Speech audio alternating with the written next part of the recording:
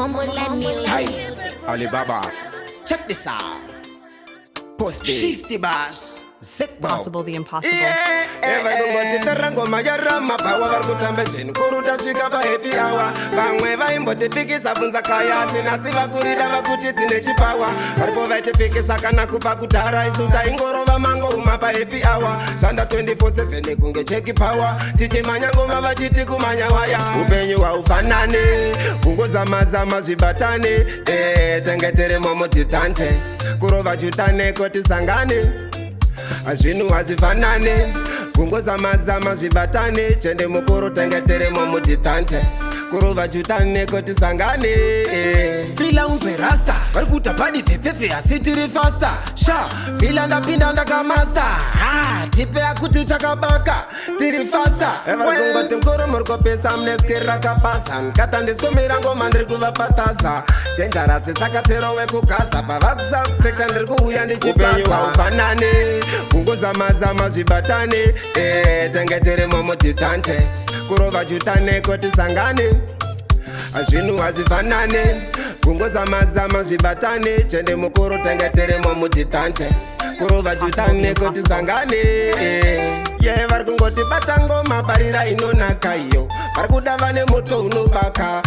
Tipe usavenge chakanaka. Varikuti bata ngoma barira inonaka. Bata ngoma barira inonaka iyo. Varikuda vane moto unobaka. Vangu vatipe usavenge chakanaka. Varikuti bata ngoma barira inonaka. Upenyu haufanane kungozama zvibatane. Tengetere momutitante kurova jutane koti sangane. Azvinu hazvifanane kungozama zvibatane. Chende mukuru tengetere momutitante kurova jutane koti sangane. Fila unzwe rasta varikuta padi pepepe asitiri fasta. Sha fila ndapinda ndakamasta. Tipe akuti chakabaka tiri fasta. Varikungoti mkuru murikopesa mneskira kapasa. Nkatandisomira ngoma ndiri kuvapatasa.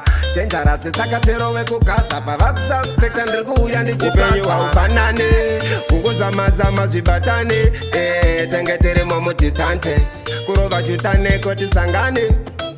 Azvinu hazvifanane kungozama zvibatane. Chende mukuru tengetere momutitante kurova jutane koti sangane. Varikungoti bata ngoma barira inonaka iyo. Varikuda vane moto unobaka. Tipe usavenge chakanaka. Varikuti bata ngoma barira inonaka. Bata ngoma barira inonaka iyo. Varikuda vane moto unobaka. Vangu vatipe usavenge chakanaka. Varikuti bata ngoma barira inonaka. Upenyu haufanane kungozama zvibatane. Tengetere momutitante kurova jutane koti sangane. Azvinu hazvifanane kungozama zvibatane. Chende mukuru tengetere momutitante kurova jutane koti sangane.